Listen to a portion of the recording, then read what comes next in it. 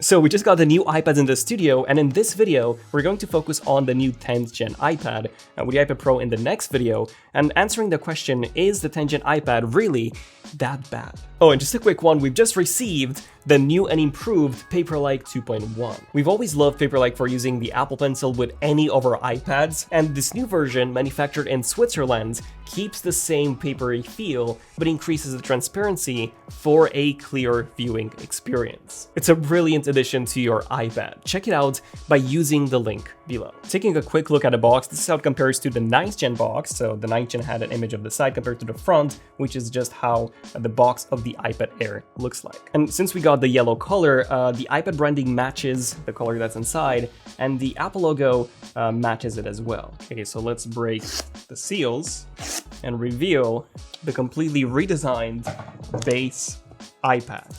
There you go. In terms of what we get inside the box, it's pretty much the same as always. We get this booklet designed by Apple in California, inside of which we get the instruction manual. Interesting enough, it doesn't seem to tell you anything about that Apple Pencil adapter that you need. But you get a pair of Apple stickers, which unfortunately do not match the color of the iPad. Other than that, we now get a USB-C to USB-C cable, because this iPad now has USB-C, and this cable is also braided, so it's super nice quality. And then we also get a power adapter, which is a 20-watt charger. Okay, so let's remove the plastic, or in this case, the paper wrap, and reveal the new yellow 10th generation iPad. And I gotta say, I do really like this color. So it's a very vibrant yellow. In a way, it kind of looks like mustard, I would say. So it's a mustardy yellow, but it is really nice. And it's also very similar to an iPad Air. In fact, if we compare it against an iPad Air, you can see that they are pretty much identical from the back. The only difference being that, well, the text just says iPad compared to iPad Air, and we also lack the smart connector. Now, this iPad still has a smart connector, it's only that now we have it on the frame on the side instead of it being on the back. Now, compared to the iPad Air, this new entry-level iPad is actually thicker and heavier, and when I was holding it, I could actually tell that it did feel chunkier than an iPad Air, or an iPad Pro for that matter. A fun fact, the iPad Pro is actually thinner than both the iPad Air and the entry-level iPad by quite a bit. Now, when it comes to the display differences between the 10th gen iPad and the iPad Air, the sizes are exactly the same, 10.9 inches on both. However, the bezels are a bit thicker on the entry-level iPad. I don't know if you can tell compared to the iPad Air. They're about, I would say, 0.5 millimeters thicker. However, the biggest difference between these two displays is that, like you probably know, the 10th gen still does not have a laminated display. So we have this air gap between the LCD panel and the glass on the top. And the thing is, when you're using it, it doesn't feel as if you're touching the pixels. It feels as if you're touching a very thick screen protector that sits on top of the display. Kind of reminds me of those ATMs. Now, something else that the 10th generation iPad lacks is an anti-reflective coating. So if you take a look at both, you can probably see that the 10th gen is more reflective than the iPad Air is. So if you take a look at how it reflects the light, it is way more visible on the 10th gen compared to the iPad Air. So just reading through The Verge, I gotta say it's not as great of a reading experience as it is on the iPad Air because of that increased reflectivity. However, I wouldn't necessarily call this a deal breaker. Same for the air gap, so the non-laminated display. It's not as bad in person as it used to be with the older iPads. Still bad that we have this in 2022, but just, I wouldn't really call this unusable or anything like that. Now, comparing it to the previous model, the 9th gen iPad, as you can tell, the difference is gigantic. So the design is completely new on the front. We do no longer have the home button.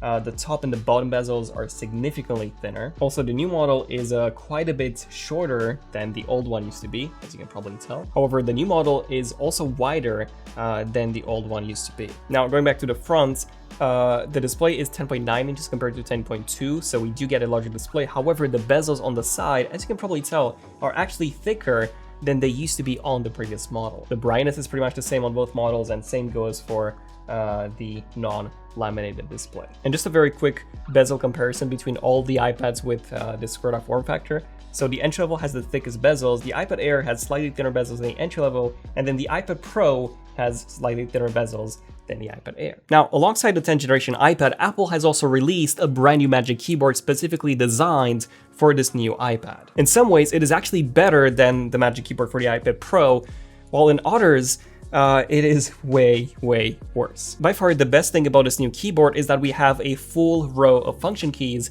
which work just like on the Mac. So we have an escape key, brightness controls, mission control, search, basically everything works the same as on a Mac. This row is completely lacking from the iPad Pro's Magic Keyboard. Another advantage of this new design is that the trackpad is considerably larger, as you can tell, compared to the one on the iPad Pro's keyboard. Third, because of the way it works with its kickstand, you also get more angles, more viewing angles compared to the iPad Pro. So this is the maximum angle on the iPad Pro, whereas on the 10th Gen iPad, this is the maximum angle. And the fourth advantage of this new keyboard is that it is significantly lighter than the one on the iPad Pro. And that's because since we have this floating design on the iPad Pro, it also needed to add some counterweights to keep it from tipping over, which does make it significantly heavier than the keyboard on the entry-level iPad. However, the main downside is that its footprint is quite massive. So if you're traveling and you're on a plane and you're trying to use this on that small table seat, you would need a lot more space than what you would with the iPad Pro's keyboard. And of course, it is also very expensive, only $50 less than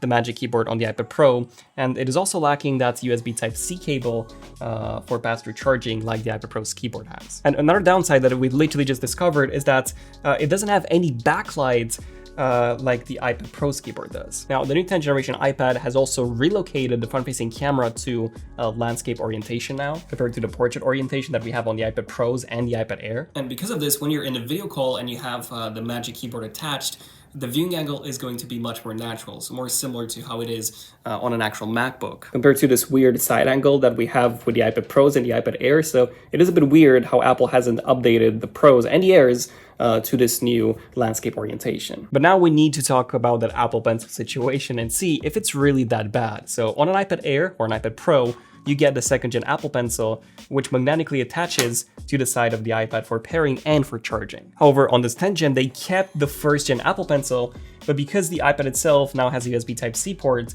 you need to use an adapter to connect the Apple Pencil, which still uses Lightning. The adapter does come with every new Apple Pencil that you buy. However, if you already have an old Apple Pencil, you need to buy it separately, which costs $9 and £9. It wasn't in stock, by the way. But interesting enough, the original Apple Pencil did come with a Lightning to Lightning adapter in the box. We're actually going to try and quickly use this and see if it works with a 10th Gen iPad. So even though the adapter does actually fit, sadly the pencil doesn't work. So I'm assuming that this adapter that the original Apple Pencil came with only supports charging and not actual data transfer, which would be required for pairing and communicating with this iPad. And it's honestly such a shame, as even the old design, which was very controversial, where you plugged the Apple Pencil directly into the iPad to charge it, even this was a much better approach than what Apple did now with the 10th Gen iPad. Now, let's do a quick speaker test and see how the speakers compare between the 10th Gen iPad, the old 9th Gen, and also the M1 iPad Air.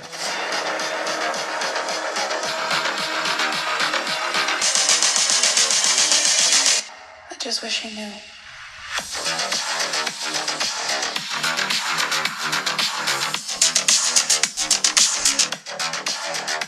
Okay, so the 9th Gen definitely sounded the worst, as it only has 2 speakers on the bottom compared to the dual side speakers on the 10th Gen, which sounded much better. However, the iPad Air actually sounded better than the base iPad, although I was expecting these two to sound the same. And lastly, we want to do a transfer speed test to see if the USB-C port on the 10th generation iPad is as fast as the one on the iPad Air. And by the way, we couldn't do this at all on the 9th generation, as that one has a Lightning port. So we're going to transfer a 9 GB video file from our external SSD onto the iPad's internal storage. So the 10th generation iPad took 11 minutes and 8 seconds. And now let's see if the iPad Air is any faster. And there was actually a huge difference. The iPad Air transferred the file in just 3 minutes and 33 seconds compared to over 11 on the iPad. So it looks like even though they both have a USB-C port, the speeds on the 10th Gen are significantly slower. So in the end, is the 10th Gen iPad really that bad? Well, I think in a vacuum, it is a pretty good upgrade over the 9th Gen. However, when you consider that you also have the iPad Air, which you can now buy refurbished for the same price or even a lower price than the 10th Gen iPad, same goes for the 2018 and the 2020 iPad Pros, then there's literally no point in this device even existing. And I do kind of get why Apple has done this thing with the Apple Pencil, because they want to push users to upgrade to the iPad Air, which has a much better experience, but at the same time, I just feel like it ruins a device which could have been much, much better. But let me know in the comments what you guys think, and stay tuned for our next video in which we'll be testing the M2 iPad Pro. I'm Daniel, this has been ZONEofTECH, and I'll see you guys in the next one. ZONEofTECH, signing out. Cheers.